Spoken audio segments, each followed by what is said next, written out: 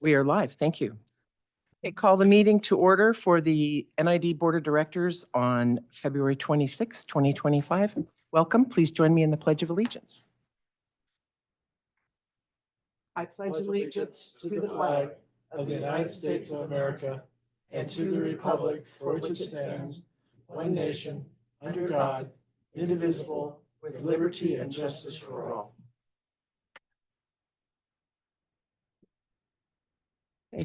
Secretary, please call the roll. Division 1, Yes, here. Division 2, Here. Division 3, Here. Division 4, Division 5. Here. Okay, thank you. We have a quorum and everyone's here. Right now, we will take comment from anyone for items that are not on the agenda. Is there anyone who would like to make a comment, either here in the audience or virtually? Okay, seeing none, we'll close that public comment. Next is the consent agenda. I moved. Well, Moving. consent agenda. Are you going to? Thank you. Come on, Jennifer. I know. Come on. Wake up. Wake up. We would like to request to pull the 3B. 3B. the agenda due to some ongoing uncertainty with the status of labor with the U.S. Forest Service. Do not feel it's appropriate at this time to vote on this. Okay. Do we have a motion to pull item 3B? Move it. Second. Thanks. It's been moved and seconded. Any public comment about that? Nope. Okay. We will call the roll, please. That's just to remove item 3B, not to approve the consent Correct. Remove item 3B Thank for you. now. Basically table it, right? table. Yeah. Table for future. Table for the future, but removing it from today's agenda. Thank you. Division 5, Yes. Division 4, Yes. Division 3, Aye. Division 2, Aye. Division 1. Yes. Thank you. Thank you. Okay, we will take up the balance of the consent agenda, items 3A and 3C 3D. and 3D. Is there any comment, board comment? No. Do we have a motion? As president, I'll move that we approve the consent agenda. Second. Okay, is there any comment? Seeing none, please call the roll. Division 5, Yes. Division 4, Yes. Division 3, Aye. Division 2, Aye. Division 1. Yes. Thank you. Okay, item 4, general orders. 4A, approval of contract and budget amendment for construction of the Hughes Road transmission main replacement and Litton Road pipeline extension project number 2690. Jen, are you taking this? Okay.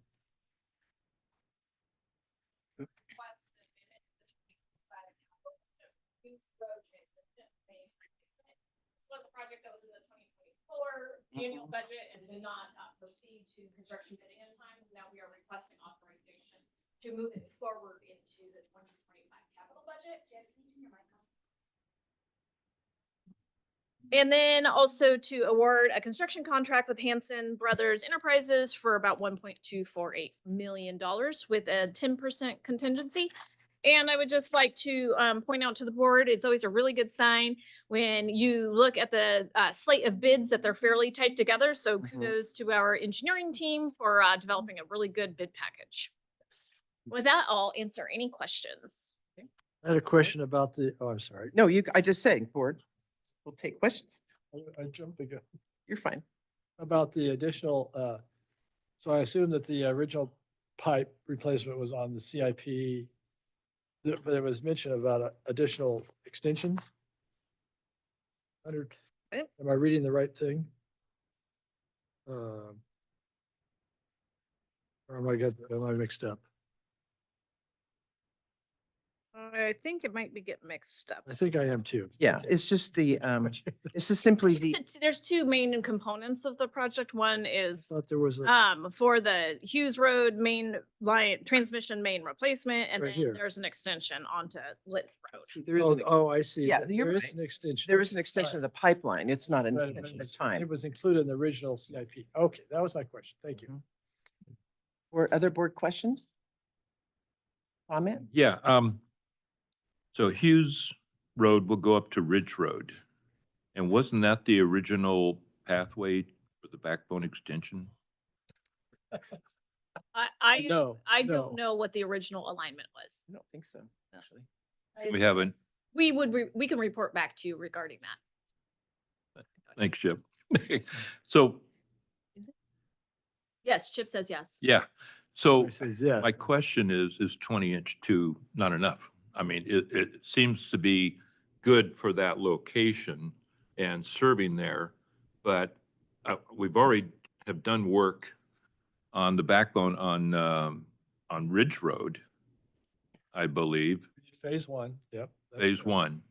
Yeah, and I just want to make sure that 20 inches is enough because, So a little off topic, but and no Doug to answer the engineering specifics, but the 20-inch that we looked at in the past was big enough in the areas upstream around Ridge Road, because there's other areas where other lines loop in and feed it. But beyond and downstream of that point, there were some upgrades necessary. This doesn't go into those areas. This gotcha, is above okay. that. So we're still good. And the backbone was going to be an 18-incher, I believe. Exactly. Yeah. Which, okay, and, all right, thanks. Thank you. Anything else? Other board members, other questions? I just wanted to Brad? tie it in that, Great. Great. Is there any public comment about this item? I do have one more comment. Okay, To dovetail what Jennifer said, I'm impressed how close the bidding is. mhm. Um, Yeah, great job. you know, Hanson and C&D right in there. It's That- always that is really nice. nice to see. That's That- always a reflection of a good bid packages. Exactly, right. That's stood out. Congratulations to Doug in his, in absentia. That was Doug as well as Adrian. Yeah, and Adrian, right. Thank you. All right, I'd call for public comment. No one appeared to have any comments, so we'll close public comment and entertain a I'd motion. like to move that we adopt resolution number 2025-17, the approval of the 2025 Fund 55 capital budget amendment and award of contract for Hughes Road Transmission Main Replacement and Litton Road Pipeline Extension Project, number 2690. We have a motion. Do we have a second? Second. Second by Brad Fowler. Okay. Secretary, call the roll, please. Division 5, Yes. Division 4, Yes. Division 3, Aye. Division 2, Aye. Division 1. Yes. Okay, thank you very much. Now we will move to our workshop item, surplus property declaration specific to the proposed Centennial Reservoir project. Discuss and provide direction. Jennifer. All right, I'll just kick this off and I'm going to turn it over to Mr. Jones. So this is a follow-up item related to the completion of the Plan for Water process. So as three of the board members were here during that process, I know Director Fowler participated a lot, and so he's well aware of the outcomes of the process as well. But essentially, the process determined that Centennial Reservoir was not going to be the most beneficial project to meet the water supply needs in the future. And therefore, the board eventually ended up adopting a resolution that rescinded our water right application to the state board for the state filed water right. This is kind of the next step in this process that the board needs to weigh in on, and that is related to the properties that were previously purchased for that Centennial project. One of the other items I did want to note, because we do get questions on this, is one of the outcomes that came out of, there were several outcomes that came out of the Plan for Water process. One was looking at more canal efficiencies. One was looking at more high-risk infrastructure, such as the South Yuba Canal. And then also an idea of looking for opportunities for more storage at Rollins Reservoir.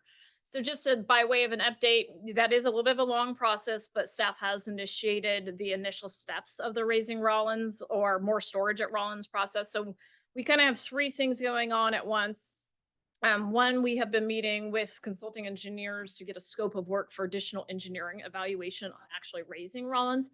And if you'll recall, there were several different kind of concepts that were put forth in that initial evaluation documents. There was one from like the 80s and then one that was done, I think it was like 2017 timeframe.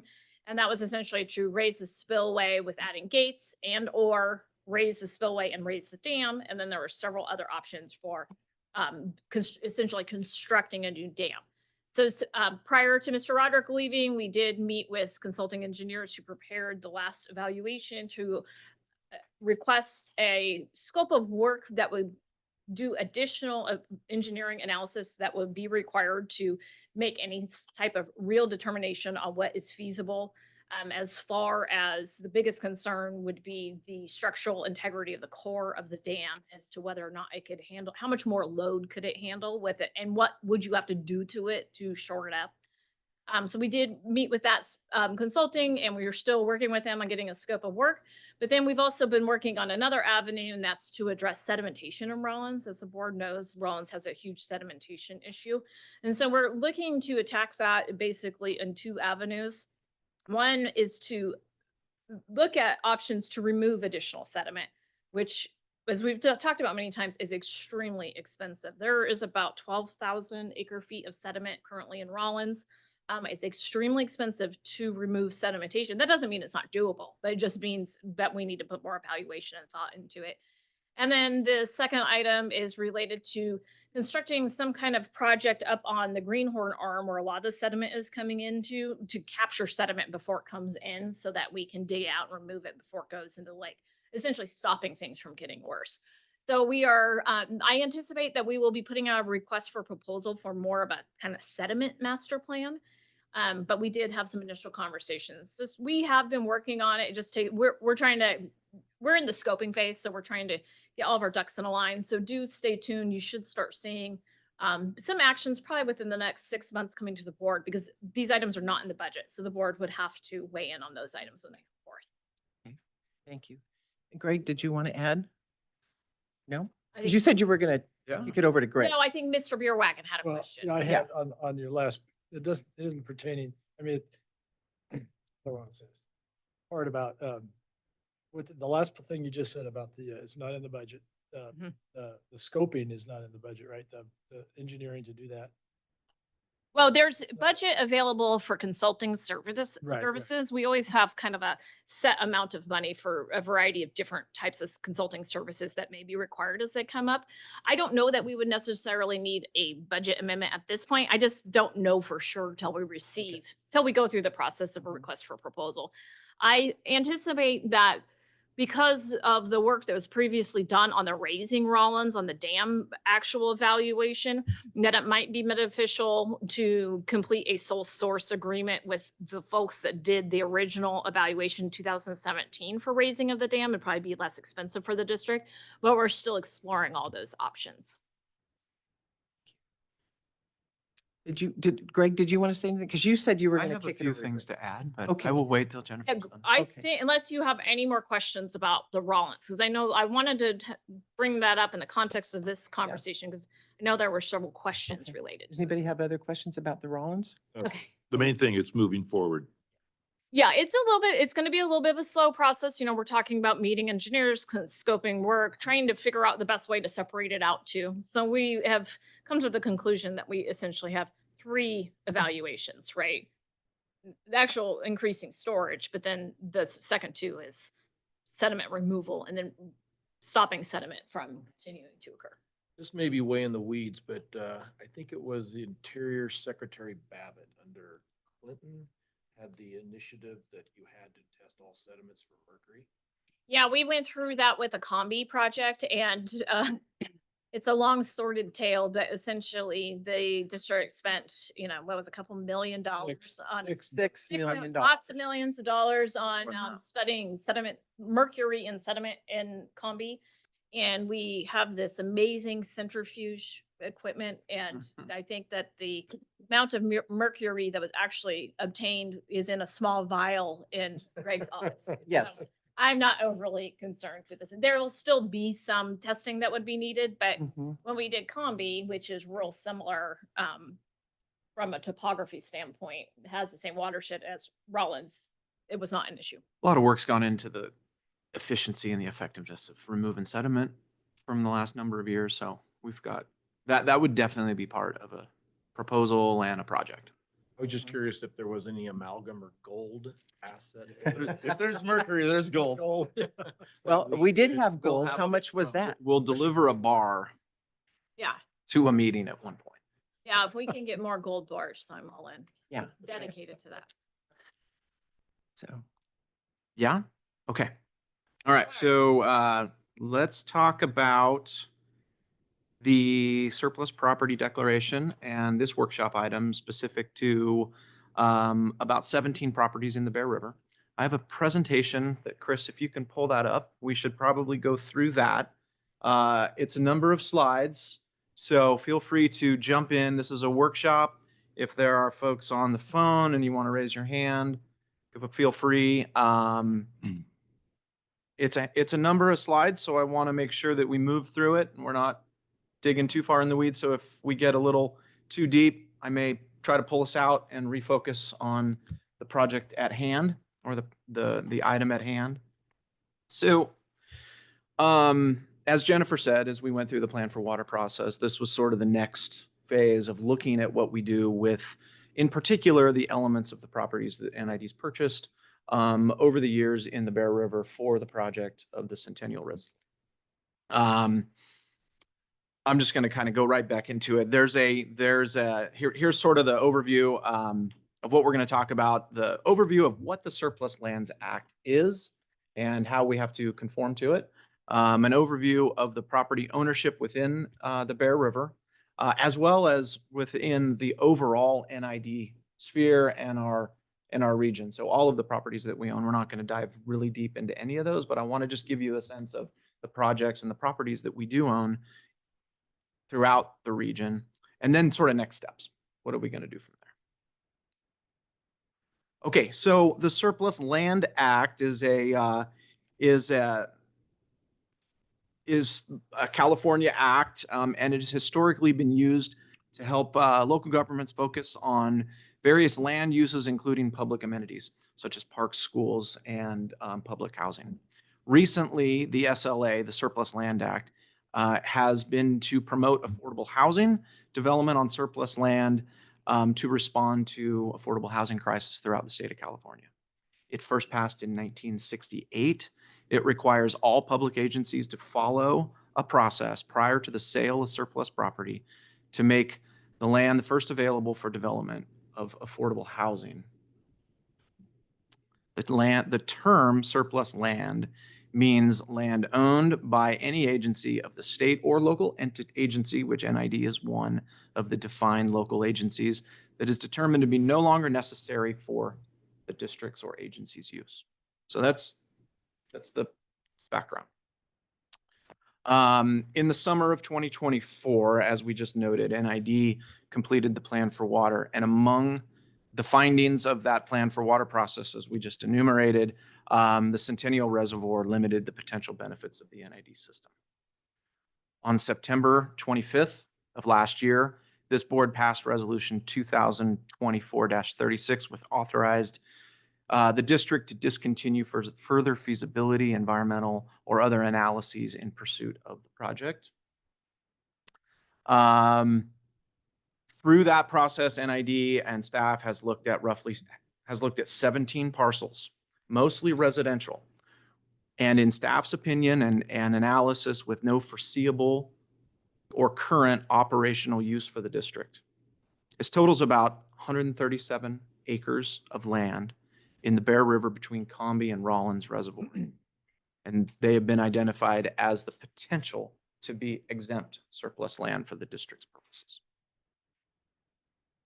So, high-level background, this is the NID service territory in orange, 287,000 acres, and the hashed red is sort of our sphere of influence. It's where our watershed is. It's where our waters come from. We have a number of operational needs and drivers in this area throughout. If you have questions, please feel free.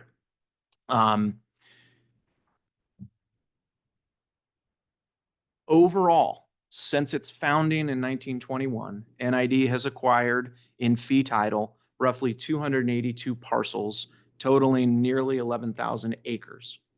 Some of them are operational, where there's a pump station there's a hydroelectric facility there's a reservoir, there's open space, open watershed where there's no facility. Some of it, You know, as it's broken down here, upper division is roughly, as we've sort of described over the years, is above Rollins and Scotts Flat. So kind of that big swath as you go up, roughly 68 parcels or nearly 5,000 acres. In Placer County total, 64 parcels at about 1,380 acres. In Nevada County specific, a little more, 147 particular parcels at 4,600 acres total. And in Yuba County, little Yuba County, we've got 3 parcels at 50 acres. That's mostly in the Smartsville area. So as a high-level overview, the green, and I'm sorry the map is a little small, it's hard to see, but I wanted to get the breadth of kind of Nevada County in total in these maps. All of the little green boxes are NID ownership. So you can see ownership up there around Jackson Meadows Reservoir, all around Milton Reservoir, Bowman. And then there are other areas that are green boxes, large green boxes. The straddling of Sierra County is the English Meadow area above Jackson Meadows. And so this is just a high-level overview of a handful of parcels that NID owns in the upper division area. Here's another map of ownership in green around Scotts Flat region, around the city of Nevada City, Banner Cascade, etc. So here's sort of a high-level overview of where NID owns, manages lands, some of which, again, are considered sort of watershed-based, others functional, operational, engineered processes. This is the section of Rollins and above up the Bear River, where you can see the green parcels are, you know, high, a bunch of them around Rollins Reservoir. And as you go up Bear River, you're finding a lot more that have to do with our FERC license, FERC projects. So we've got ownership up the Bear River as you go uphill from Rollins. This is a photo and a map of sort of the Lake of the Pines area, Combi, as well as areas in Placer County. Those spots that are not green in the Placer County, those are our islands. So those are the out of district areas that we've been working towards over the number of years to bring in and annex into the district. So those are islands that we're working on cleaning up over the years, but they're not part of this conversation. So, The big green block in the upper right-hand corner is Parker Ranch. you got it. Okay. Yep. That's the Centennial Dam site. That's right. We're going to go there here in just a minute. We're gonna It's a zero in on it's a some of big this. blob. And then the final sort of high level overview. This is like Wildwood, Grass Valley. You can see those little 3 acres or 50 acres parcels sort of down there tucked over into Nevada or Yuba County. So this is a high level overview of where some of the parcels that NID owns. Okay, so let's dig into and focus a bit on the Bear River. In the Bear River between Rollins and Combi, NID owns 48 parcels in total, totaling about 1,500 acres, 1,534 plus or minus. Before 2013, NID owned roughly 18 parcels in this area, totaling about 1,231 acres. Between the years of 2014 and 2019, NID acquired an additional 30 parcels in this area at about plus or minus 303 acres. Today, we're looking at roughly 17 parcels of the total 48 in the Bear River between Rollins and Combi. And those 17 parcels, some have homes on them. Most have homes on them. Some used to have homes on them and residential parcels. There is one that is a large acreage that has no home on it, but it was purchased with a parcel with a home on it. Of the 17 parcels, 9 are single-family homes, and they currently are rented. 8 of those rentals are on a month-to-month tenancy, and 1 has an existing lease through June of this year. 2 of the 17 parcels are single-family homes that are vacant, but they have homes on them. 6 of the 17 parcels are lands with no existing infrastructure on them. Some had homes on them and some we've removed them and demolished those homes because they were dilapidated. Most of them were sort of glorified double wides sitting on a pad. Yes, sir. So there is services, power. Yes, they are homes. They are. I mean, no, the vacant land. In some of the vacant land, you're surrounded by other properties that have power and homes. That doesn't mean they necessarily have their own. Yeah, I can't, right. Right. I mean, just they're worth more money if they have Right. municipal services There's municipal services along the corridor and or a well or what. yeah, Magnolia Road. Okay. Yeah. Exactly. Okay, so this photograph sort of takes it in 3 different pages of a map. You've got this map in your board packet. We're going to dig a little deeper into them, and I recognize that some of these maps don't have parcel numbers on them or addresses associated with them. So we did our best. I did our best in this presentation to really highlight the location of these parcels in relation to whether there's a home on them or not. And we'll go through that here in just a minute. The parcels in green are the parcels that we do not have, that we are essentially not proposing today to be surplused. The parcels in blue are the parcels that we are proposing to be surplused. The hashtags or the hash marks of the parcels are the parcels that have an actually existing home on them currently. And they're out of the burn scar. Yeah, the burn scar is up the purple box. That's where the river fire went north up there. And yes, we're not talking about any of the properties within that particular location. Okay, so just digging into those 3 boxes a little bit. The big green is what Director Beerwagen you referred to as the Parker Ranch parcel that was purchased by NID in roughly 1926 or 27. But we are proposing to bring forth in one of these 17 parcels for surplus the parcel to the south of the Bear River, which is blue and hashed, and the parcel to the north of that big green box, which used to have a house on it. It is now demolished and it's just land. Again, these are parcels that the blue are the parcels that we are proposing to be part of the 17 for surplus today. Yes, sir.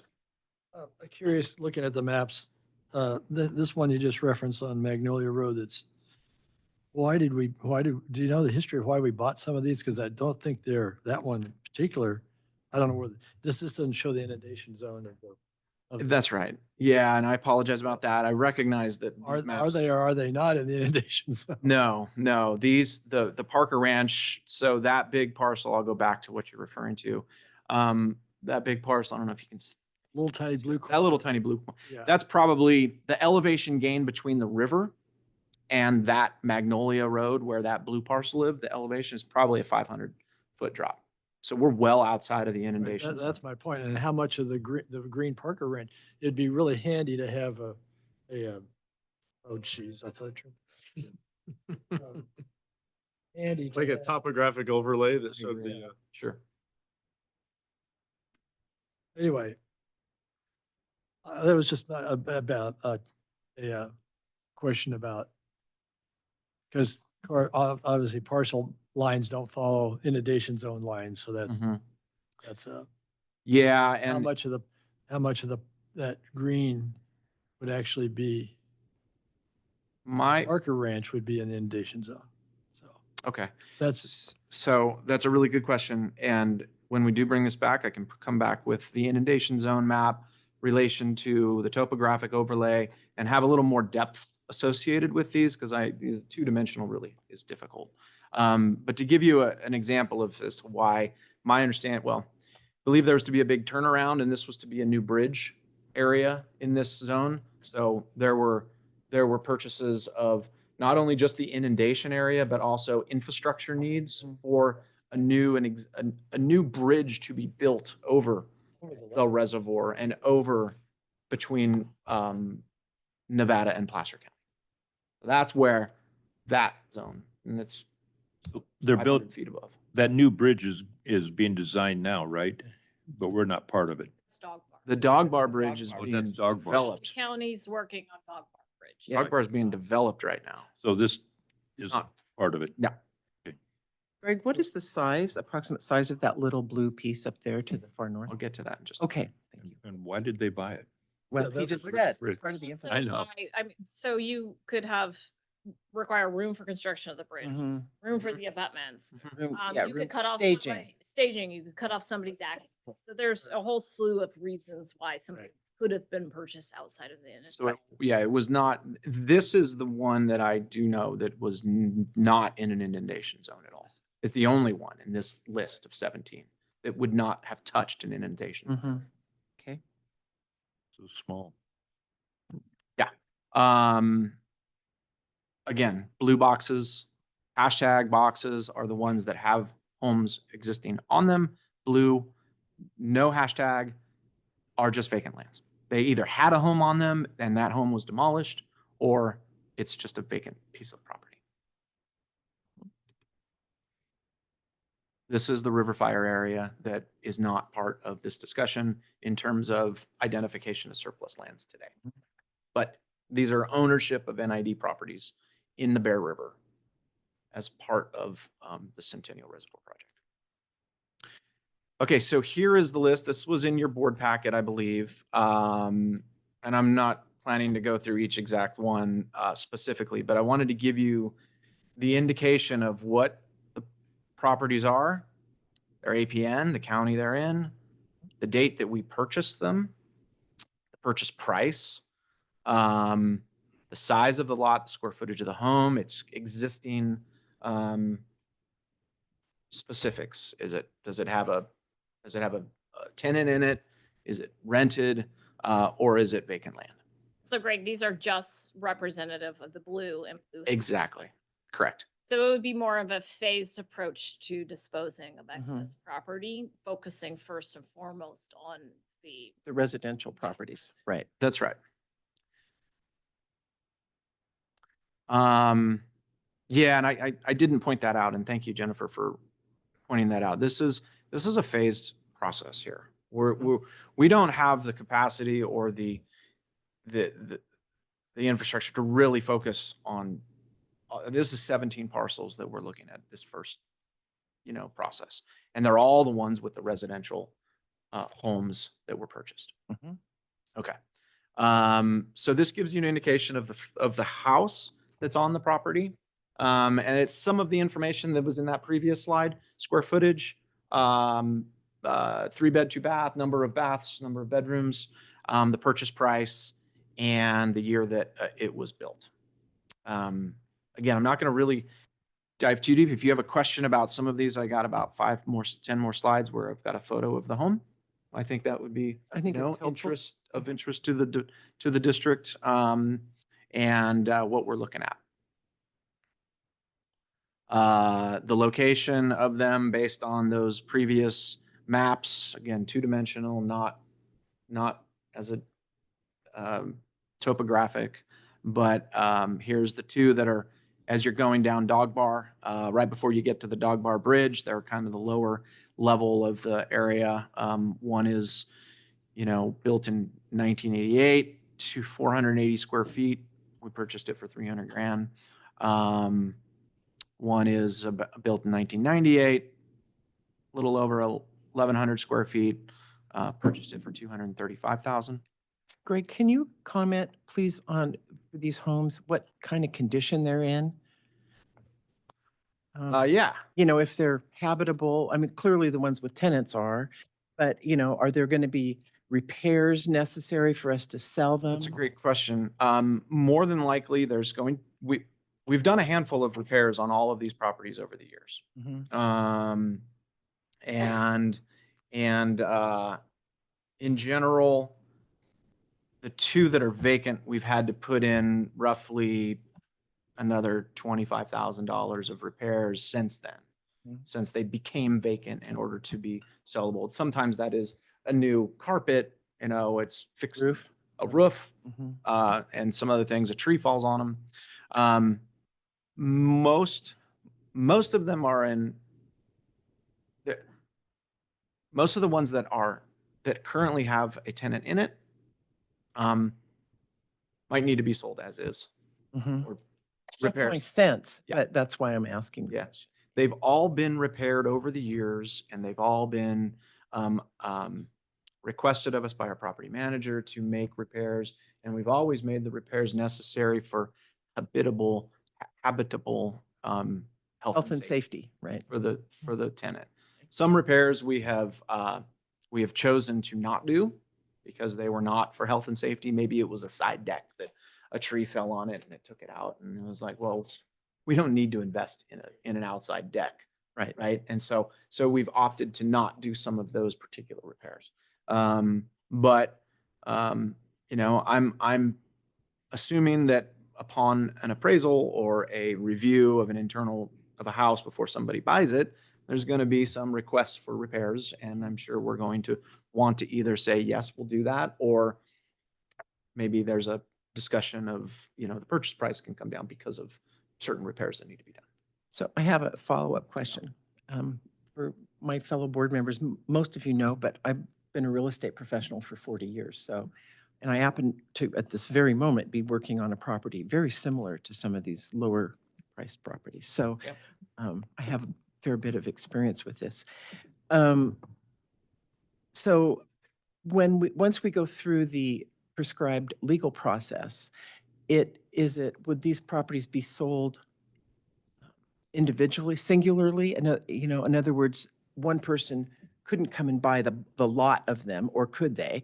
Or do they need to be sold each parcel on its own? And what was the advantage of one or the other? So the answer to that is yes to both. They could be sold as a whole lot, Okay. or they could be sold individually. Huh? Our anticipation is that because we are not experts in selling Mhm. residential property, we're going to go out for a RFP for a broker, Good. and perhaps an appraiser. Good. Okay. And at the consultation and request and discussion with a local broker, we're going to have those conversations about what is the best way to dispose of these properties.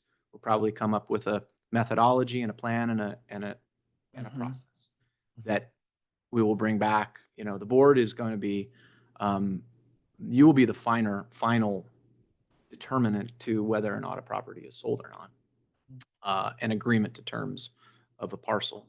But in general, to go back to your question, yes, they could be sold all together, I think it's likely, though. but it's very They unlikely. could, what was your comment? I don't think it's likely. They're not contiguous, so it's not. No, like I know. a developer's gonna come. Right, Extremely I unlikely. agree.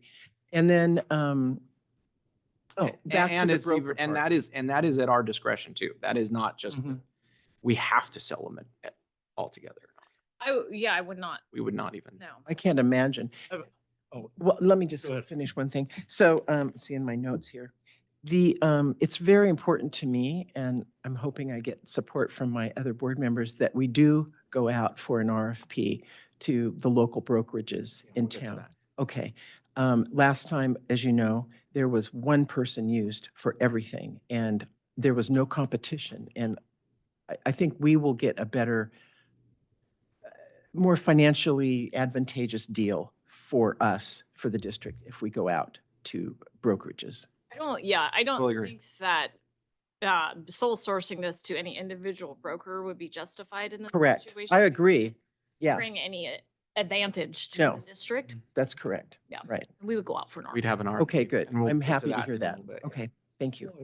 Perhaps ahead. you're about to address this, and maybe, Madam President, you can address it.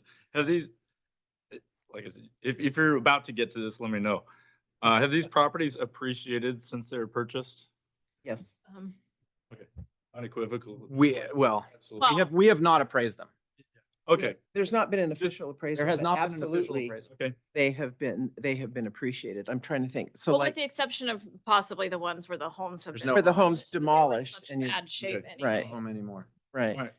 But, this one on Dog Bar, you purchase it for $1.2 million. That's probably not appreciated a whole lot.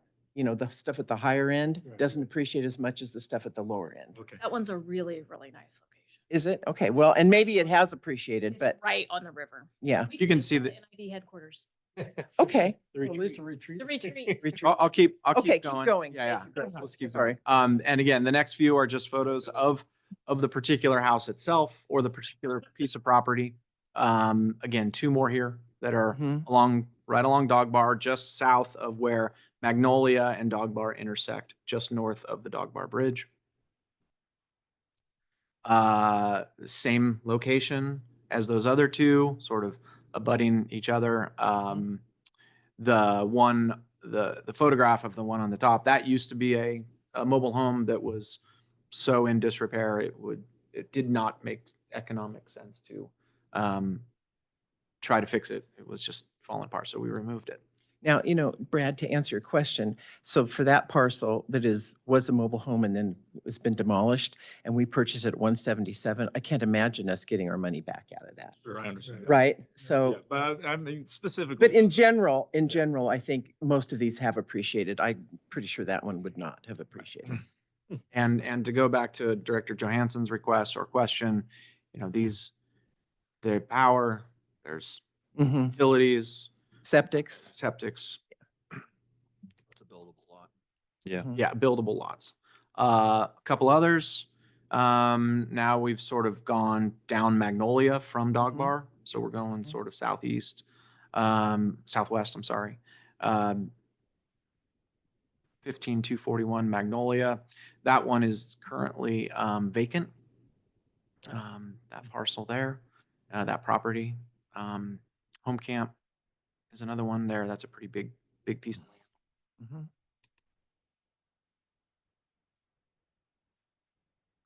Mhm. 2 other properties, the Magnolia, so these abut each other as well. The one on the left, when it sold to NID, it came with the 35 acres of land behind it. So that's why we're sort of putting those together. Mhm. There's just a 35-acre piece of land. That's that big rectangle above it to Mhm. the north.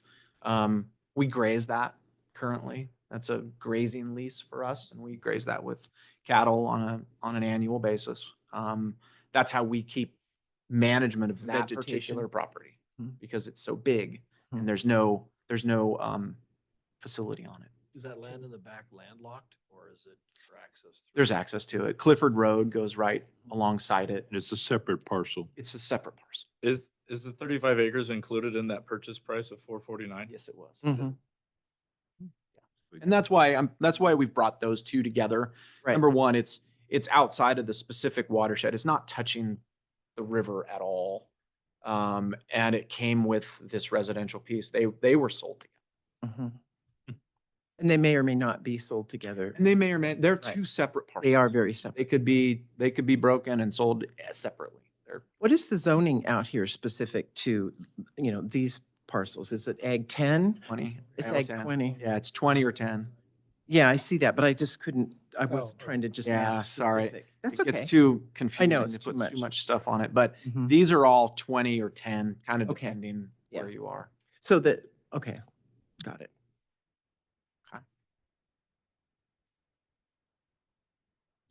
This is a section of, these 2 homes specifically are right on the water.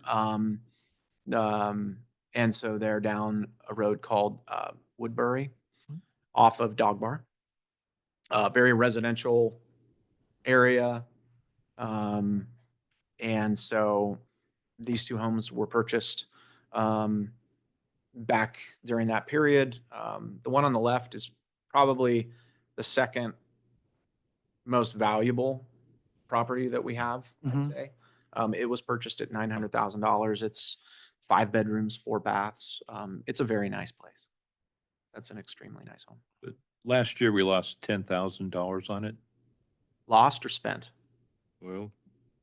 Oh, yeah, that 2006. house is, because it's got so much land as well, we've done a lot of tree work on it. Mhm. And there was a lot of big oaks that came down and Some of them hit not necessarily sections of the house, but electrical consideration.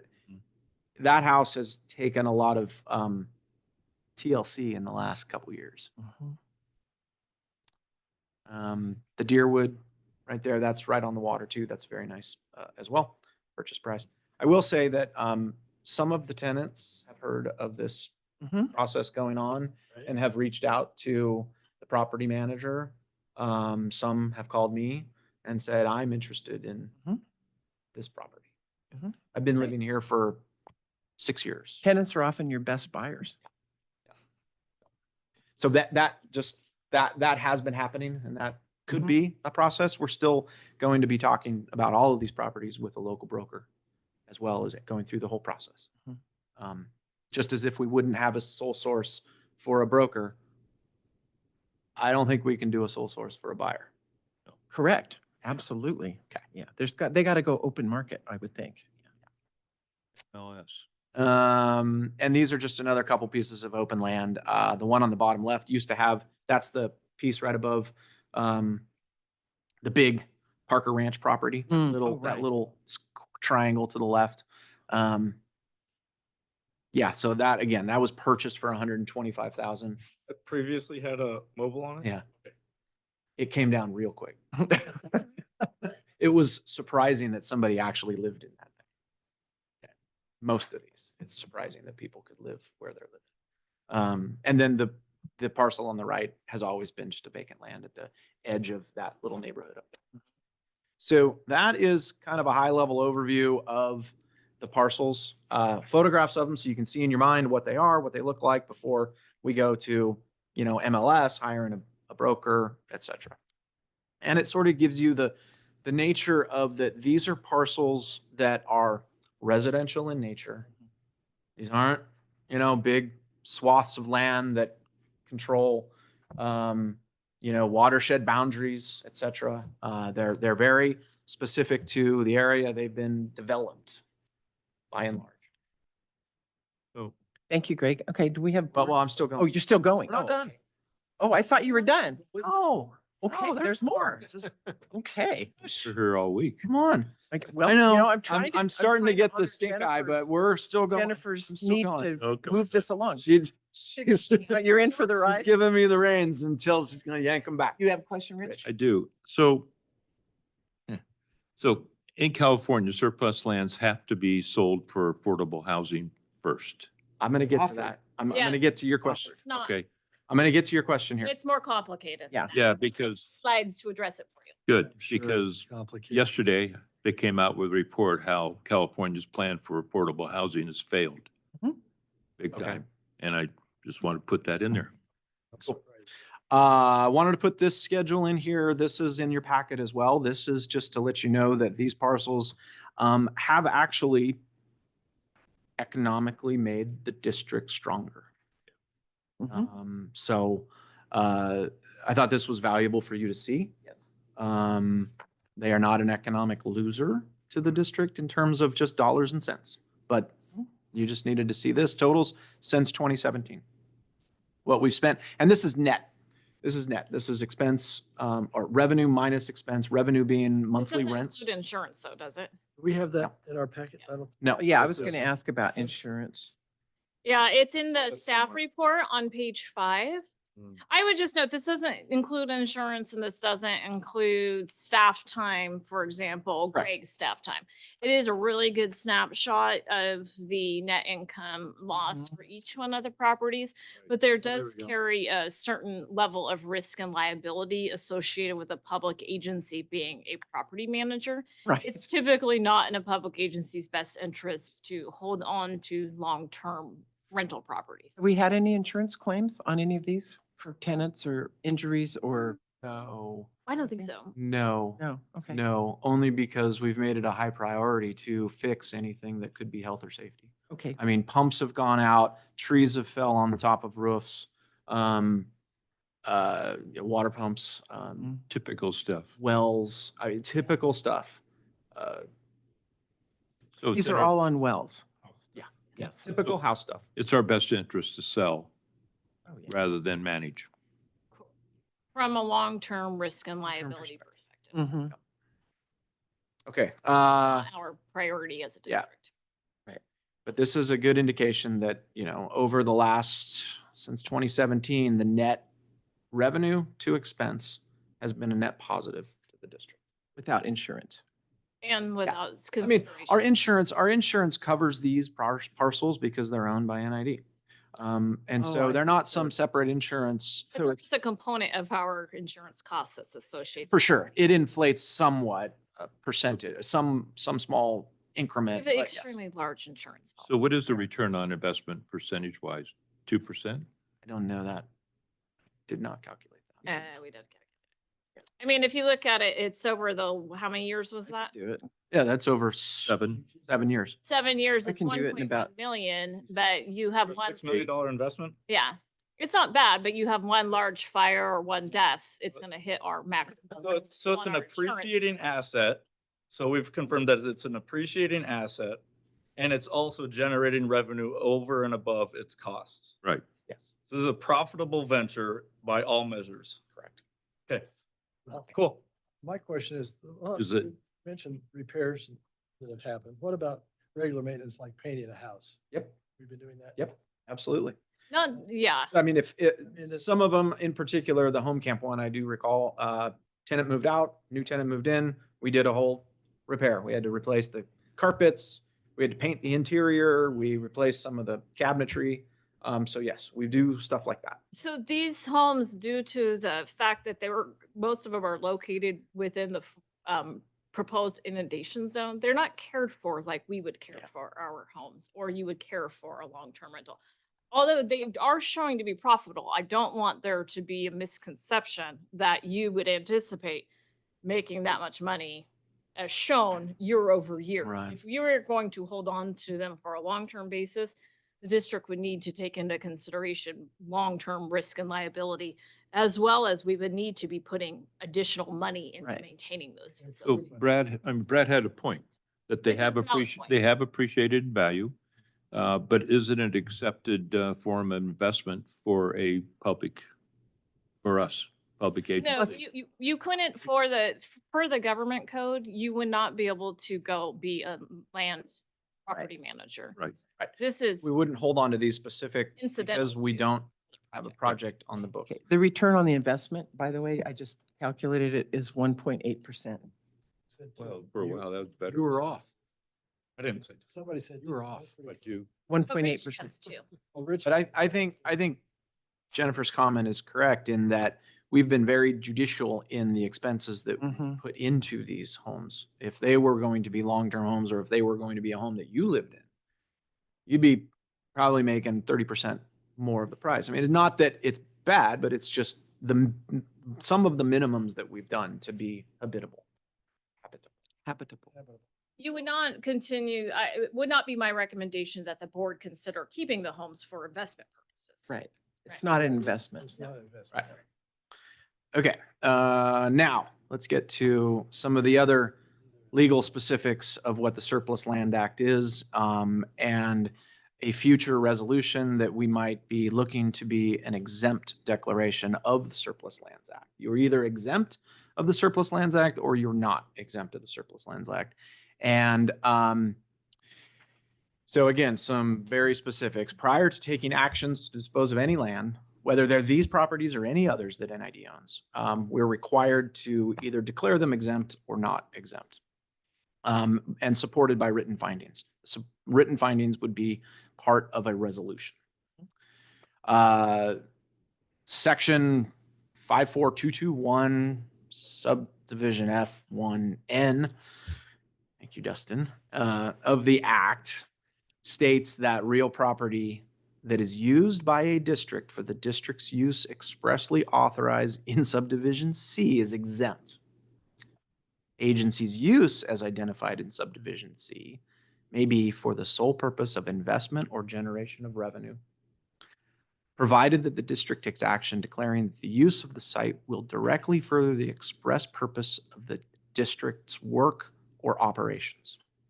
Which brings up a point we haven't stated so far. So my primary purpose in wanting to bring forth the homes at this point is that if the board were to authorize declaring them formally surplus properties, and then we were able to sell them, we would then be able to utilize that revenue into our rate setting. So it would be an opportunity to assist with decreasing any required future rate increases. Right. Or the backbone. That's the main point. Or the South Yuba Canal. Yeah.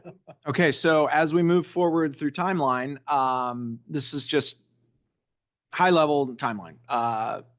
If and when the board adopts a resolution declaring exempt, that resolution then goes to the California HCD. Department of Housing and Community Development for review. There's a 30-day window for them to review our exemption that this board has authorized that these 17 properties are exempt. We believe, and we've stated our findings. The HCD then has a 30-day window to review. If they agree with our findings, then we can sell these properties without any further Surplus Land Act requirements. If they disagree with those findings, then we have to follow the remainder of the Surplus Land Act findings. And this is where it comes to. I have a question with that. So, our experience with things like the water board is that they take forever and ever and ever. So does HCD have a 30 days. regulatory? I know it's 30 days, but if they don't act in 30 days, what happens? Yeah. Okay, thank you. Then our exemption is Yeah. stands. Not deemed, it's deemed accepted. Accepted, right, that's what I thought. We Yeah. could get looped forever.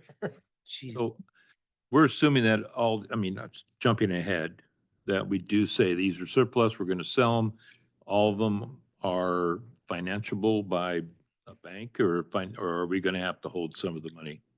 I wouldn't anticipate we're going to loan anything. Yep. anybody. No, Nope. we don't want to do that. No, I Yeah, would we- anticipate that too, but I just putting it out there. Starting to twitch over here. I think they're all lendable. I think they're all lendable.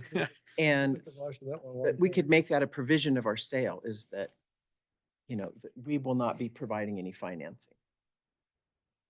Right.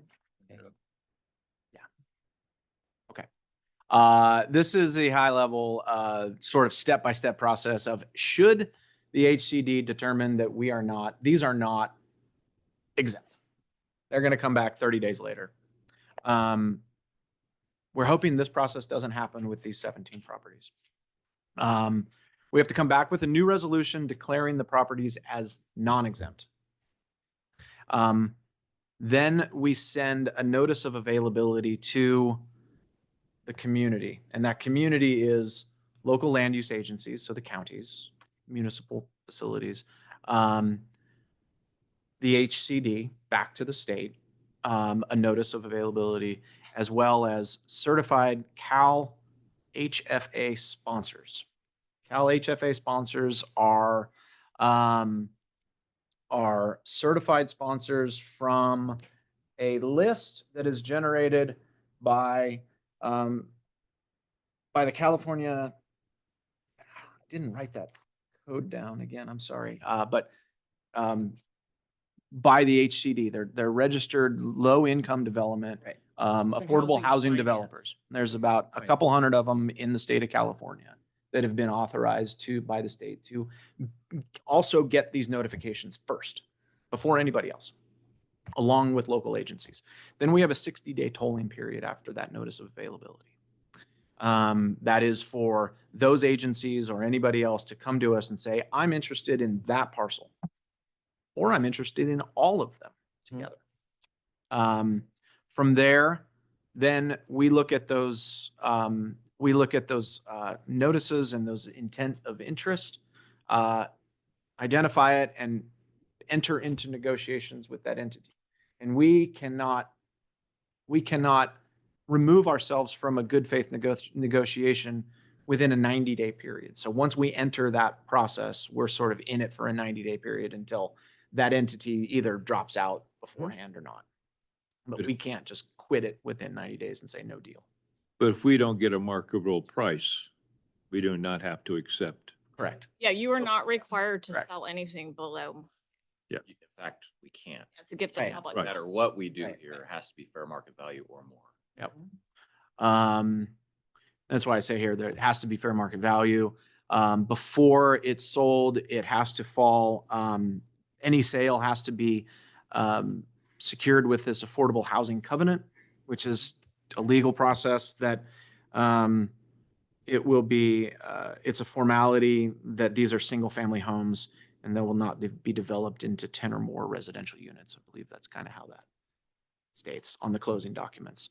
So finally, before the closing, that final disposition, so we have to then notify HCD once more and wait another 30 days for them to bless the sale. And then we can close. So just as a reminder, we don't think this applies. We think Right. Guessing. this process, if the board were to consider this at a future date, your resolution would contain findings to that effect. You know, these are not lots in like LA County or something. Chances of this process applying, I would say is very remote. So, but again, it's just if HCD disagrees, then it's just process. So in this process, and I'm sorry, I think you said this and I probably didn't understand it. This would be another government entity in this purchase. So the County of Nevada or some kind of housing and urban development is purchasing this property from us in order to put in affordable housing or to use it as affordable housing, which seems pretty unlikely in the region that it's in and all of the above. It does, yeah. Okay. It doesn't have access to easy transportation. It doesn't have access to grocery stores. It doesn't have access to schools. So those are all things that low income housing projects look for. It has to have ease of access to services. It doesn't have any sewer. There's no services. Right. So I agree with Dustin. I don't think it's a highlight. We've looked at the exemption numbers and feel like it's pretty solid that these lands, these 17 parcels all of them fall under that. And Now, That's based on historic, like we looked at how HCD has behaved in the past on similar rural properties and There's not a long past of that law, though. Okay. I mean, when did it come into effect? Well, Surplus Lands Act. has Well, been around surplus land. 1960s. The affordable housing focus is more 10, 15 years. Yeah, I only know it's that long. So this is a process that could be mandated by us, to us. However, based on these particular parcels, we don't feel that it will be. All right, my final note. Some high level, again, I like notes. And I'm just gonna read them because it's easier.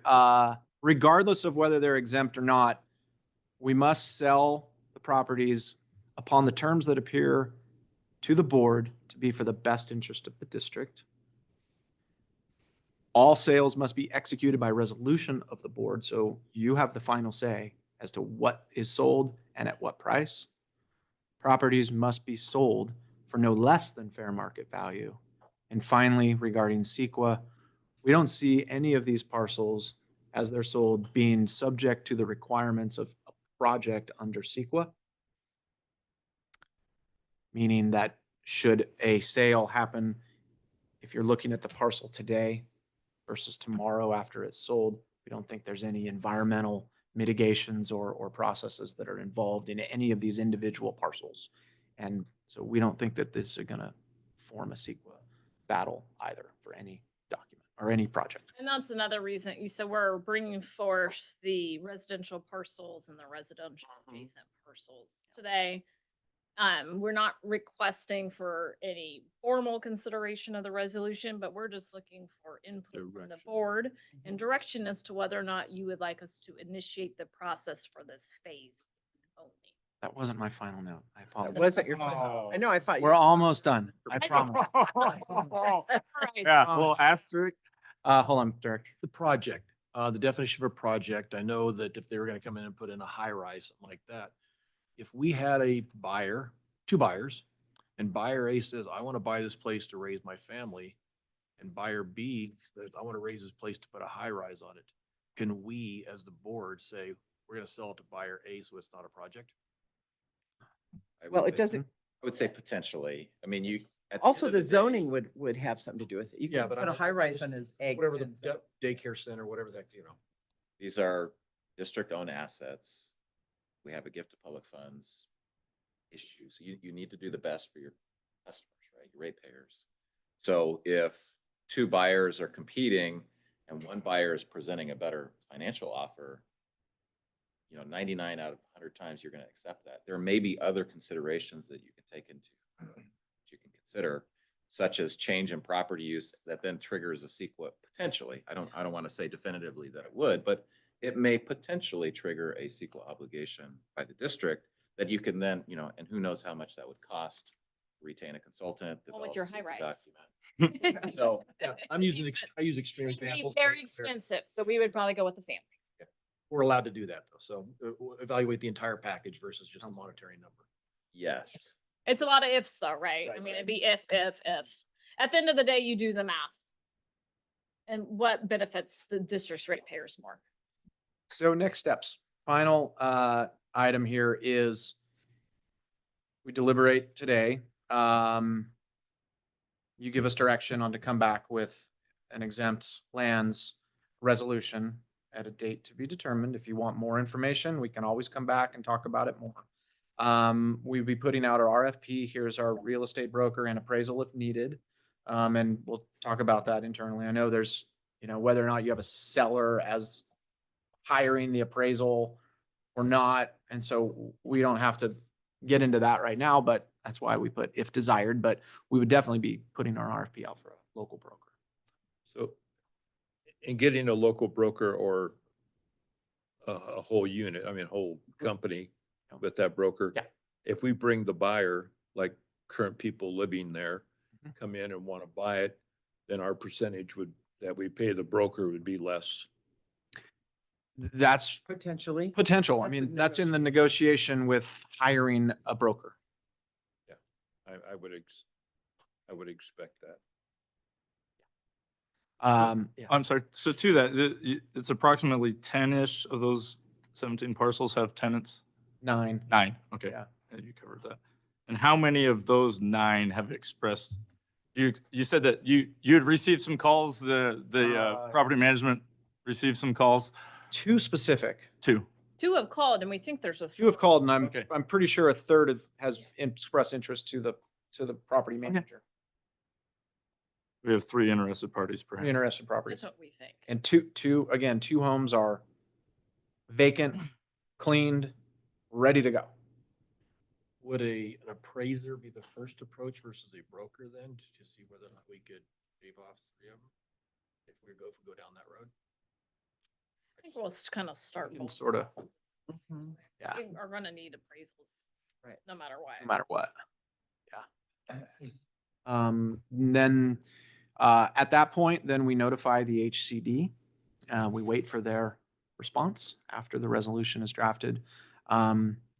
If they approve it, then we proceed with working with a broker and putting the parcels out for sale. If they do not approve, then we go through another process of drafting a new resolution, coming back to the board, submitting a notice of availability, tolling it for 60 days, commencing negotiations with another 90 days beyond that, and then final notice of HCD. So, in my simple math, that puts us out to the earliest we could probably sell a property if they're not exempt is somewhere in the October, November time period, if we acted on this right away. So that's not going to match up too well with the 218 process. No, but It's- if we're fairly confident we're gonna get them on, Yeah. we can do some projections. Or if it does slide, obviously it's probably not best to list them right in December. The other option would be that the board could take direction and say, whatever property you get from the sale, we'd like to use that to offset planned rate increase for future rate increases. So say we get $1 million in 2027, the board can direct staff to not, decrease any proposed rate increase by. For that year. In my experience, it's unwise to sell a capital asset to make up for a momentary budget shortfall. Right. So I don't know that it's it's not a budget shortfall. So one of the things that you do want to be careful doing, and you're correct in budgeting, is you never want to use one-time funds for ongoing expenditures. Getting a grant. But yeah, but using one-time funds or reserves for one-time expenditures like capital expenditures is a smart use of Yeah, reserves or excess money. Yeah. Yeah, I'm right with Brad on that one because, you know, we're gonna set our Prop 218 rates based on What we our know. budgets and everything, and this is going to be a little extra money. I'm sure some government regulation will come along and we'll have to spend it. I would be more supportive of using the funds for the backbone extension that we keep hearing about. Hey, But, Lots of capital that you. There's could lots of spend capital. or could Sure, pick sure. from. No, I now understand. we got 2 votes. Well, Just You two always had mine. Questions? Yeah, I just got 3. Right. Earl, did you have a question? Yeah, I do. I want to confirm that you have done a good look at this to make sure that none of these properties have any future foreseeable use to NID for any infrastructure, et cetera. I'd also like to make sure that we have, if we need easement on any of these properties for removing down trees from a landslide, a fire, stuff like that, in case, especially the ones right along the river. If we could possibly get those, any easements or whatever we think might be necessary to make sure that we are taken care of, so we're not locked out. And the sediment erosion, if we're gonna even think about stuff like that, we may have issues in some of that area. I'd like to see the inundation map if I could, just for kicks and giggles. And, basically to make sure that if we have any need with NID for this stuff, we retain that, protect ourselves, so we don't have to buy them back in the future. And then, of course, if we need them for access for any purposes, emergency, what have you. I'd like to see that. That was a beautiful lake. Where was that? That's probably Rollins. That's Rollins. Is that Rollins? I guessed it.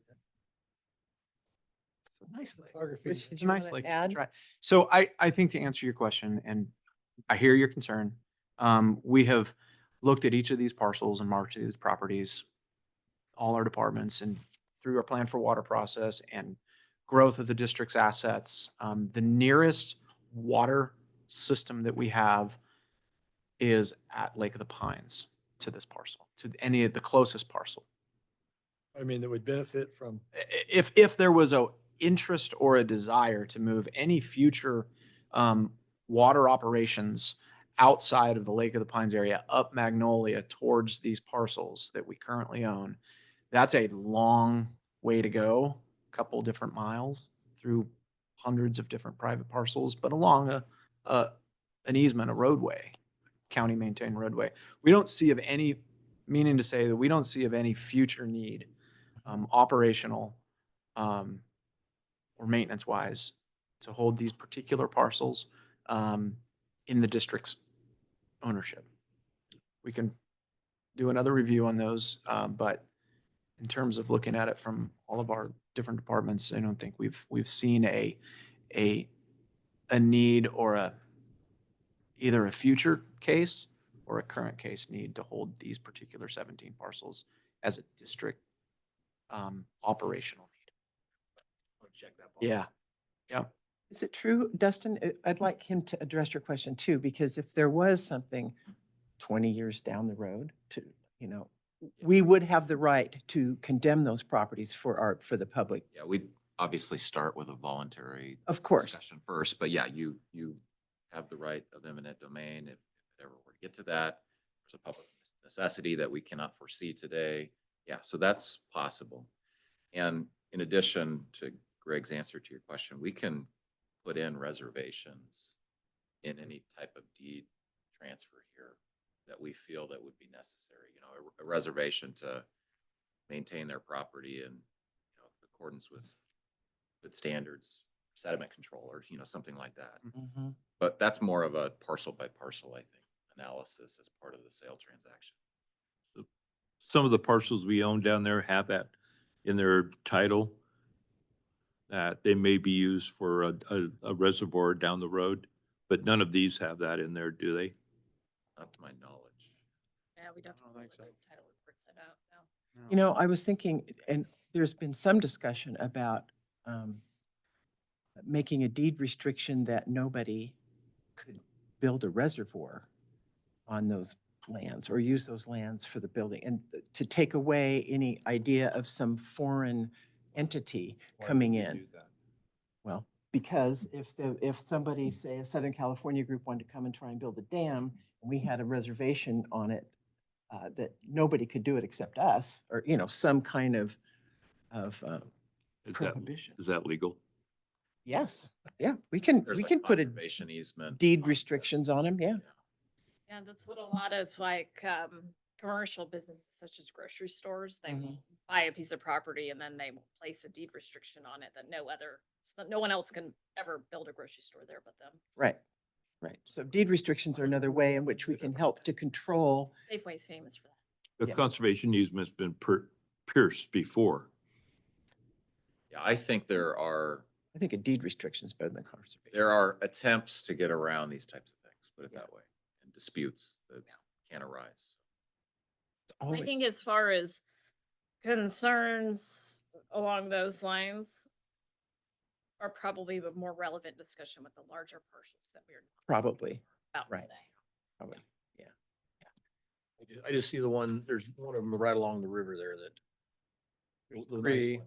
Yeah, the nice one. Yeah, the nice that are one. right There's a couple beautiful places. There Yeah. are some beautiful. There are some places. really pretty There's a places. couple of them that I just think that maybe we just have a setback for development from the river. If there isn't one already through state statutes or regulations that they cannot build a dock down there, which would help, exacerbate sediment into the river. Or I don't know, something. I think that's a Well, valid point. We can, Yeah. we can, Board determines they do want to move forward to the next step, which would be to bring a formal resolution to the board for consideration.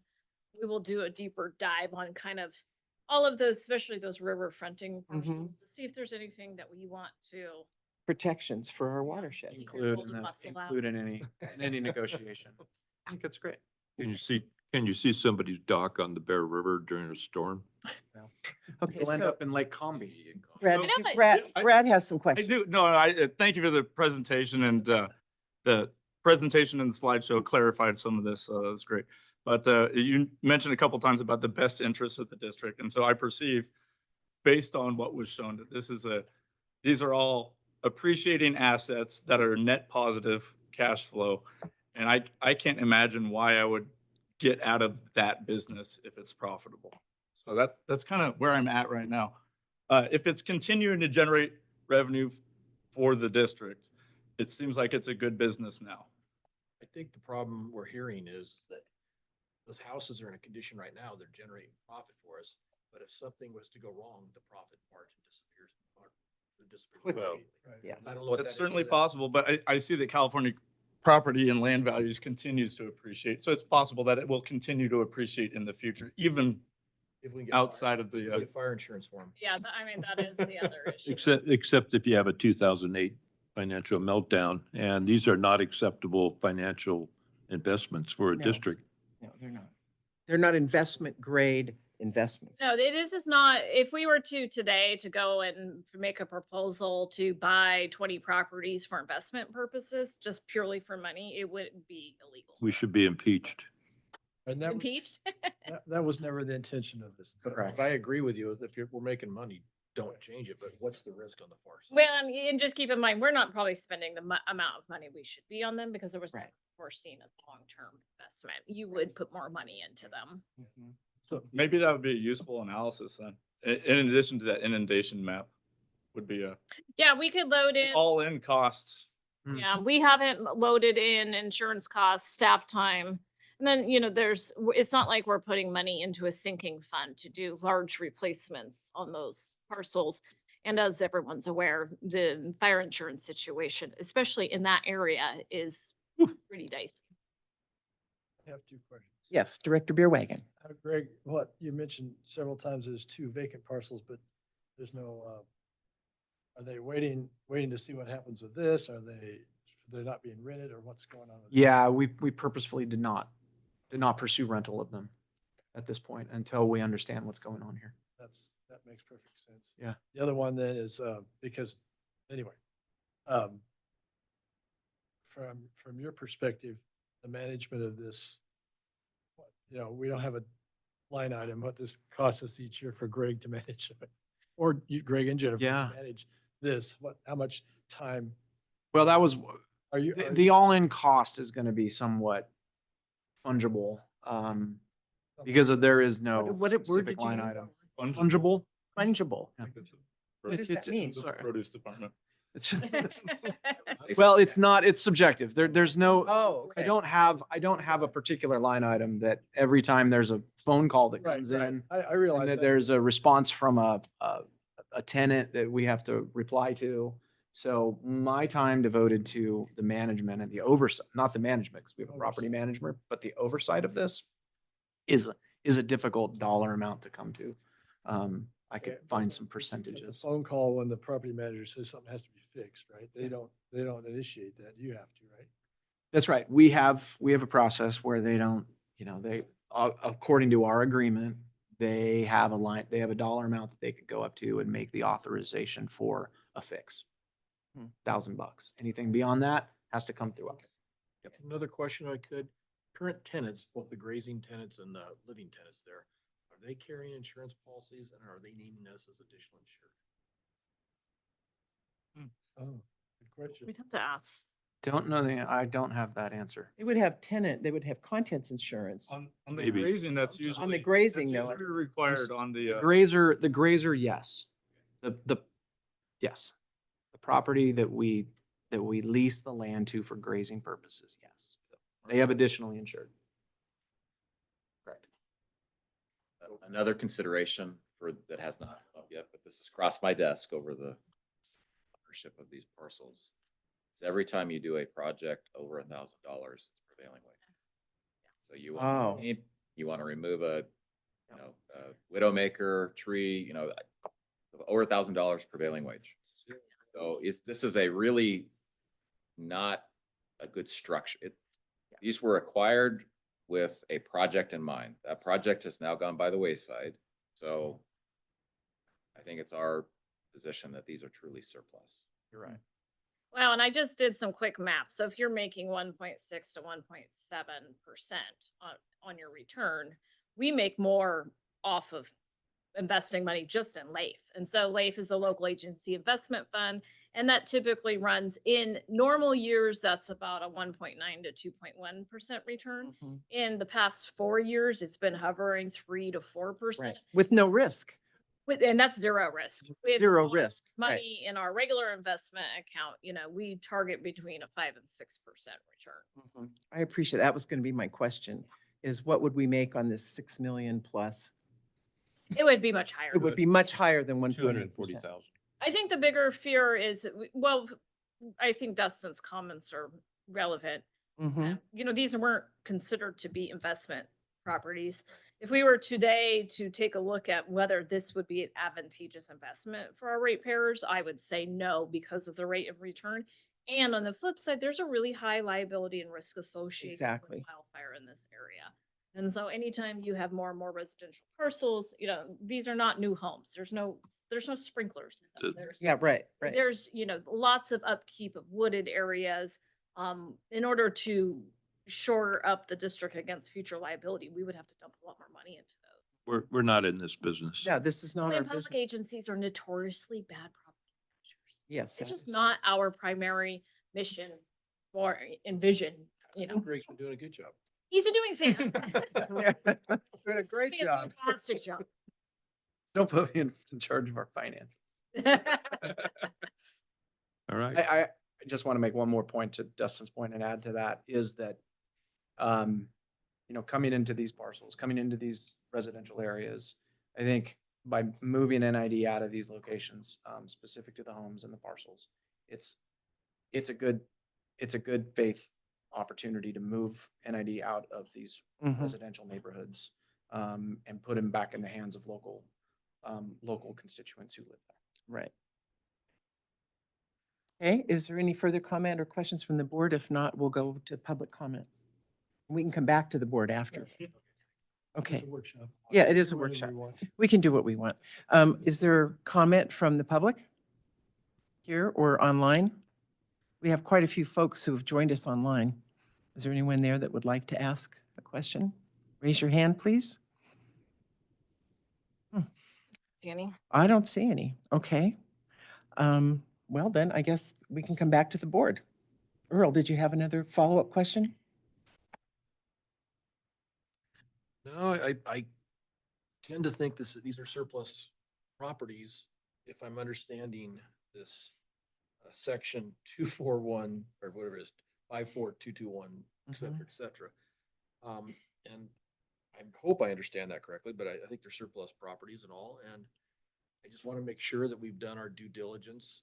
If we don't need them and we have a asset which is not depreciating, it's degrading, I guess is the right term, excuse me.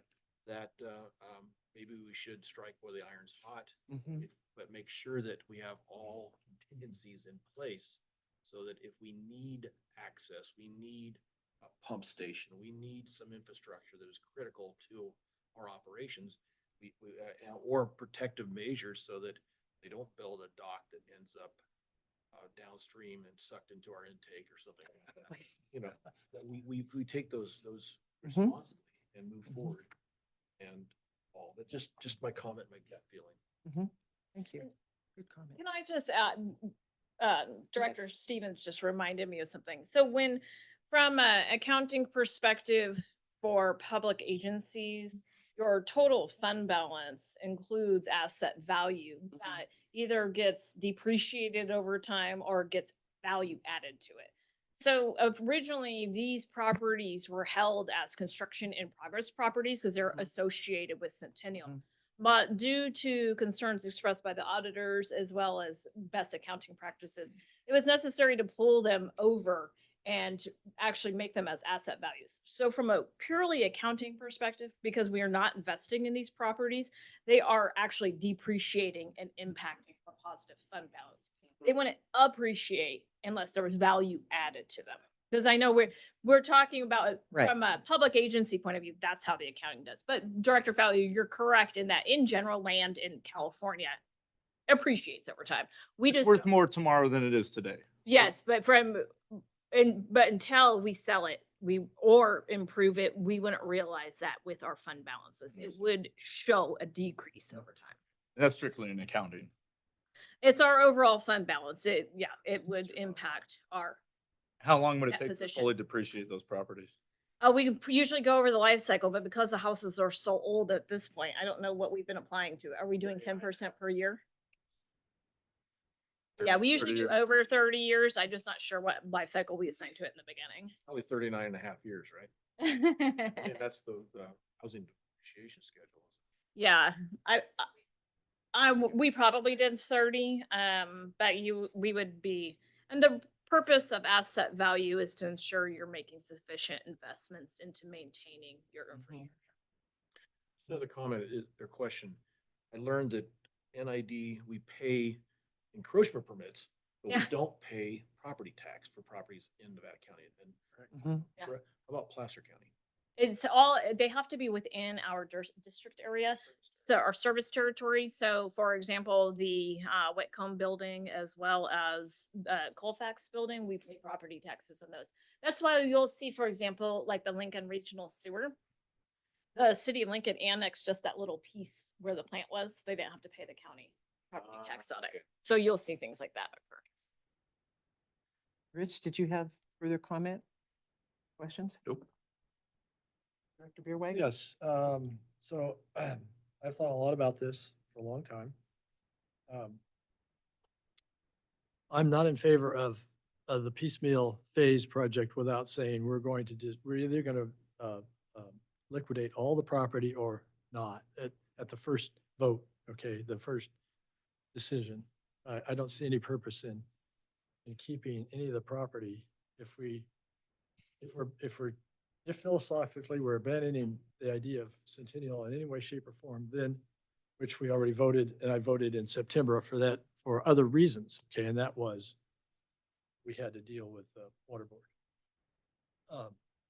I'm not in favor of starting a phase without a total. We're going to vote to liquidate all that property. I don't. And I Without also, a bigger plan, you mean, What's kind of? that? Without a bigger without a plan? bigger plan.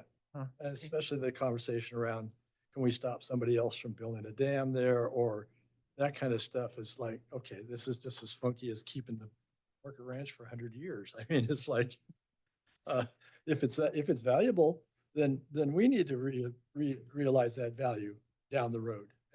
And that would be, I hear all the discussion about the houses and appreciate all of that. And it's pushed me the other way today because I agree with it. You know, if we're not adding value to those houses, that's my thing on my house and my farm and everything. You got to keep adding value.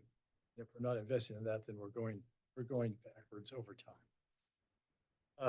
And I previously mentioned about, I think it's a little, previously mentioned about the process of raising Rollins and the whole need of understanding what the ramifications of FERC relicensing our water needs when that all happens, all brings that into the discussion for me. So I would propose that we not jump the gun on selling the houses only without looking at the bigger picture. And I would be in favor of postponing this process until I have some more answers about that stuff. Director Fowler? So I appreciate, like I said, I appreciate the conversation and the discussion. This is not a business that if I were solely in charge of the agency, I would have not entered into the business of single family dwellings. But here we are, and it's profitable. And so as the conversation evolved, we heard a couple times about deed restrictions or the possibility that we would somehow encumber this land for the future owner. And I heard that from a couple different people. If that's in the back of our heads that in 20 years that we might have to eminent domain or we have to place some kind of a deed restriction on it, it makes me think that there's a possibility that we should just keep onto these for now until we've better evaluated this. But if we have to sell property that's encumbered, it makes me think that whatever encumbrance that would be, it could be beneficial to the district in the future.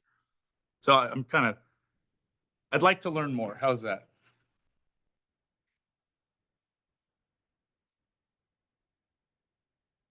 Well, my comment is that, I've been following this since these properties were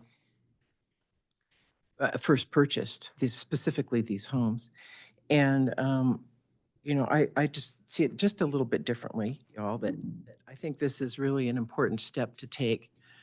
We're not in the business of property management. We're not in the business of residential property investment. The money could be used very quickly in other ways that the district really needs, like, fortifying our aging infrastructure in the South Yuba Canal and so on, if we move towards disposition. So I am in favor of this, and I don't understand, I guess, not understand. I don't see how doing the residential ones impact negatively or positively the other properties that we may or may not elect to go forward with. I sort of see them so separate because this is a losing investment for sure.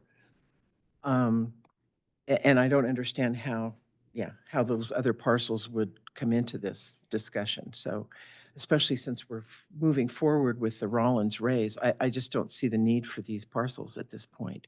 And it seems, Maybe what we didn't explain very well is why we're proposing the phasing. okay, One is because of the nature of the higher risk and liability associated with residential Mhm. housing. But the second and probably more important reason is that when we start talking about needs for CEQA analysis and all those things, that conversation changes pretty drastically when you're talking about those super large parcels Mhm. and the community desire to possibly change that some type of land use. I just think that's a very much more complicated conversation. And with CEQA, you don't want to overly complicate something with these small residential houses that are more easily sold. That is true. I know that there is interest out there from conservation organizations and others to maybe acquire some of those larger vacant parcels, but there's not been interest in the residential parcels other than from someone who wants to live there. Right, but it also. right? Yeah. Yeah, Correct. but it should be noted too, the district is not in a position to give those parcels, the large parcels. Oh, away. right. Everybody would has to still- stand up and buy them like everybody It would else. still be a Right. market. Right, okay. Exactly. Fair. No. Yeah. So that's where I am. Go ahead, Rich. They were bought for a project that we no longer have. And I appreciate that they appreciated in value, but you got to realize some were purchased during 2014, 15, 16. Property prices were down still from the 2008. There is still rumblings right now. If you go to a fiduciary investment advisor and ask, hey, I want to get involved in a REIT or a real estate investment trust, they're going to just say, no, you don't. And that's basically what we're doing here. We're in a REIT because we own 17 properties that are for homes. And it's just the economics. It's not where we should be with our money invested. And I'm all for just, let's get to the next step. Bring back a proposal. We could discuss it then to exempt these as surplus properties. And then we'll continue the conversation then, but we need to take the next step. Because I do not have as much faith in the real estate market as some. Yeah. Yeah. Right. Me too. So are we hearing general direction to bring back a resolution for consideration? I did hear some specific comments from Director Stevens, Director Beerwagen about wanting additional information, as well as Director Fowler. Do we have a general head nod, or we're not voting today. We're essentially providing input to staff to bring back a resolution related to just these parcels. Oh, and before I. Oh, we do have there was a somebody. comment. Mr. Litton is on the Yeah. line. Go ahead, Mr. Litton. You have to unmute. Gotcha. Hi there. Good morning. I just wanted to give just one other kind of historical part.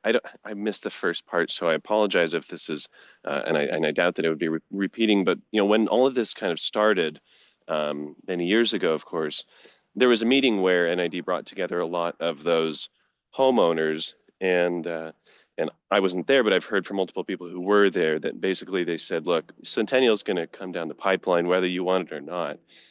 You can sell your properties to us, or we'll take it through eminent domain. And so it was a very hardball position, and a lot of people got scared into going ahead and selling those properties. So, and then for those who didn't, it was a pretty dicey situation for many years there. A lot of people said, look, I need to, my porch is falling off my house. I don't know if I should replace it or am I going to lose my land for Centennial. So I just wanted to mention that a lot of people did go through really hard times in the process of NID acquiring this land.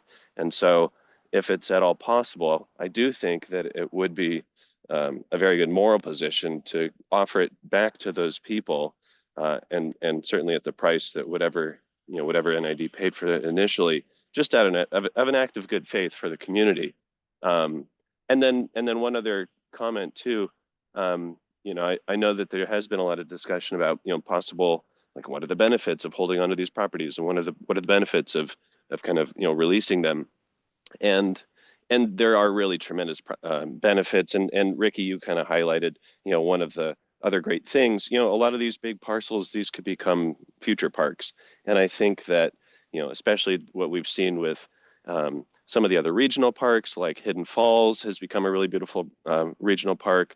And anyways, my point that we do have really great resources within the community, like our land trusts, like our other community organizations, who are able to not only protect but also really improve these as assets for the community, to really improve upon the legacy that we all have here just by being in such a beautiful place. And so just to finish up, I think that we can also look at this with a long-term vision.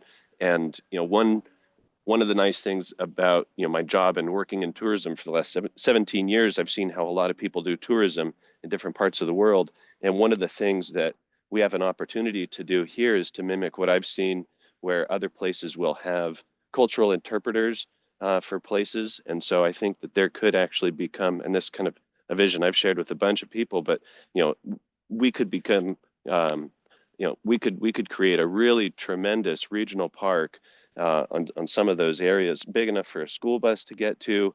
I imagine if a school bus of 50 kids came down, got to learn about their native history and gold mining history, especially, but especially native history, learning about how they lived, what they did, and then jumping in some inner tubes and then float down a mile of the Bear River. I mean, that would be a really transformative experience for a lot of kids. So I just wanted to kind of put this out there that at the end of the day, we do have a lot of really great resources at hand and a lot of great possibilities for the future. So I just want to thank you all very much for kind of helping to share that vision, and have a great rest of your day. Thank you for your comments, Jeff. Are there other comments that anyone would like to make? Okay, seeing none, we can come back to the board. Do we have direction? I will just say I am in favor of going forward as staff proposed and bring back more specifics as to, exempt, non-exempt, more about the process. So that's for me. I don't know if I'm repeating myself, but I know that Centennial was before my time on this board, so decision has been made. I really don't have any ability to rehash that or anything like that. The Centennial project it's currently cannot move forward. We have the assets on the books that probably should be sold if certain things are happening. And I don't like the liability associated with those. But I do think we really do need to take a second look and make sure that if we've already done the look, that's great, that none of those properties have true value to current or future operations of our district. Whether it's protection or infrastructure or what have you. I'm very concerned about that. I would think that'd be part of the more in-depth staff evaluation. Yeah, we have done a evaluation as to whether or not there are any potential future uses for these proposed residential properties. And from a infrastructure master planning perspective for treated and raw water, there are not. The only thing I do want to go back and take a look at is to address Director Stevens' comment, which I do think is valid, as to whether or not there's any kind of access issues. Maybe we want additional access down to the river for some unknown reason, pull logs out or something. So maybe, Yeah. it would be advantageous to Sure. have an easement at this time before we Yep. sell it. So we will take a look. There's a couple locations that there are, I think, opportunities to look into that. For the most part, I don't think there would be, but there's a There's- couple of those river parcels. Director Johansson, do you have any further comments? Nope. Director Fairwagon? Nope. Director Calvin? Okay. All right, we've Okay. received our direction. Thank you so much. Thank you so much. Okay. Jason, Greg. Yeah, really great. Thank you so much. It really Really cool. clarified. Okay. Next, we'll move forward to the general manager's report. I have basically just one item I wanted to bring to the board's attention. As the board is aware, in previous meetings when PG&E was still attending our meetings, which they've stated they're no longer going to do so. Where'd they go? Yeah. Still looking for them. Good. Maybe they're I outside. went back to Spalding. They Working. have sent the district a letter related to potential cost sharing associated with the Spalding 1 repairs. As the board knows, Spalding 1 is the 2 repairs of the PRV horns, and we'll be going into that second outage for Horn B this year. There has been a question as to why PG&E feels that they would fall underneath the extraordinary event cost sharing structure, which is incorporated into the coordinated operating agreement. And that had led us to request a root cause analysis for why this damage happened. Through all the conversations that us as well as PCWA have had with PG&E, it's always indicated that it was a repair. Now they're kind of repackaging as this. There's no cost sharing for repairs. There is cost sharing for extraordinary events. We also have questions related to why they feel that the PRV horns are associated with the tunnel. And to date, they have refused to provide any of that information. But they did send us a preliminary cost sharing memo that indicated they do feel that the total you a all-in bill, cost for the yeah. repair is going to be $59 million, which I'm sorry, you said million. Right. which at this point they are claim under the cost sharing clauses, it would be about an NID contribution at 25%. So this is an addition to cost sharing that is required for the repair of the South Yuba pipe, which we have not received. That doesn't that- touch the pipeline. That was Doesn't my affect- question. That was my question. It has nothing to do Holy with the pipeline. cow. Holy cow. No. So we also put in a Public Record Act request to FERC to receive the root cause. Remember all those meetings when PG&E kept indicating they were going to give us the root cause Right. analysis? Right. And they wrote that letter saying they weren't going to give it to us. Mhm. But then we filed a request for public information with FERC to obtain the Mhm. root cause analysis. So that's all still going on. I just wanted to give the board a report out that we're still working on it. It is planned to move forward with the Horn B repair this year. But we have no information or reasoning from PG&E substantiating cost sharing related to Spalding. One, I believe PCWA also brought this up at their Yes. public meeting or. Yes, they did. Saw that. And so I thought it was prudent as well to bring it up to I'm our glad you board in did. case you had any input. Thank you. What's the definition of extraordinary? Because they had the same repairs in 2011. Yeah, it's in the COA. It's essentially something unknown, or like, for example, the rock slide, act of God. The rock slide is likely extraordinary event. But they had the same horn repairs in 2011, so it doesn't sound as that extraordinary. No, and it is interesting that, the columns like that don't just crumble and fall overnight. So Right. it's unclear Correct. as to how they didn't notice it for a while. So We know. you believe that 59 million is all maintenance associated and it's not covered. You believe it should not be covered. Yeah, they haven't Or the provided. lack of maintenance. Yeah, no, exactly. Exactly. Right? That's why we requested the original root cause analysis to be completed, and the root cause analysis is typically completed by a neutral third party that Mhm. they hire underneath some of their own policies that they filed with the CPUC. And in this case, I don't know for certain because they haven't shown it to us, even though they said they would. It sounds like they did the root cause analysis internally. Mhm. So it just all seems to be a little suspect. But in any event, if we were to utilize ratepayer funds to pay for some extraordinary event, they would have to make a much larger demonstration of the facts so that we could substantiate that's not some type of gift to public funds. I just wanted to kind of keep you in the loop. I hear you say they haven't sent invoice for the slide. No, they have not. What's our seat of the pants guess on that one? Oh, I bet Do you. we have- I don't know. I hate to speculate, but More millions, more, yeah, tens of more millions. tens of more millions. Kidding. Yeah. Well, I understand PG&E wanting to look for somebody else to help pay for their, their lack of maintenance, and there are other words that could be used. But I also think it's outrageous that we have asked now for probably 9 months for the root cause analysis, and they've not provided it to us. So, come on, PG&E, you need to come to the table. I don't see Mr. Moreno on the line anymore. No, so They maybe don't, they don't like to show up ever. They're kind of hiding. And I guess that's what is so objectionable and outrageous about this for us and PCWA is that they hide. And I remember when they were here, I don't know, back in the summer, and I asked, but they were talking about doing inspections, and I said, "Oh, who's inspecting? Did you guys get a third-party consultant?" "Oh, no, we self-inspect." So, it does feel suspect, it does. right? So anyway, it's outrageous. It would be very hard to approve $1 to them unless it was proven by several third parties that this was some extraordinary event. Yeah, we have a fiscal responsibility to our own rate. Absolutely. Yes, we do. What's the next step in the process? Well, they're kind of on different paths, right? We haven't received an invoice for the pipeline yet.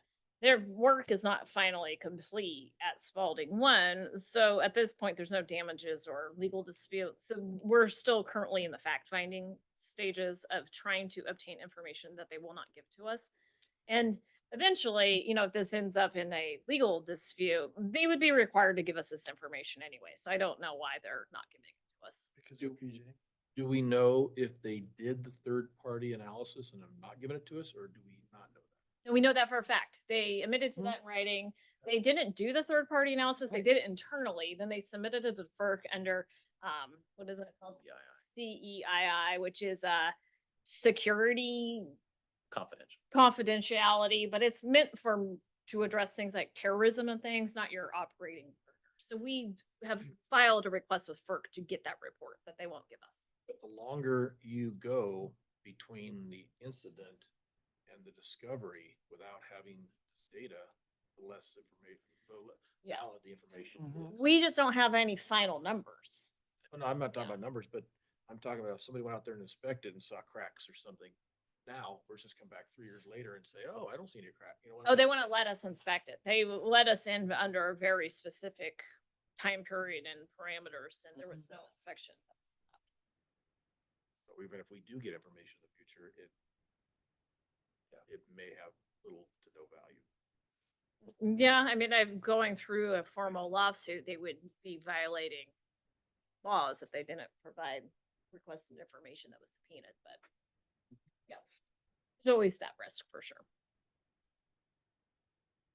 We'll keep you into. Cool. Thanks for the update. Thank I know, Yeah. real cheery.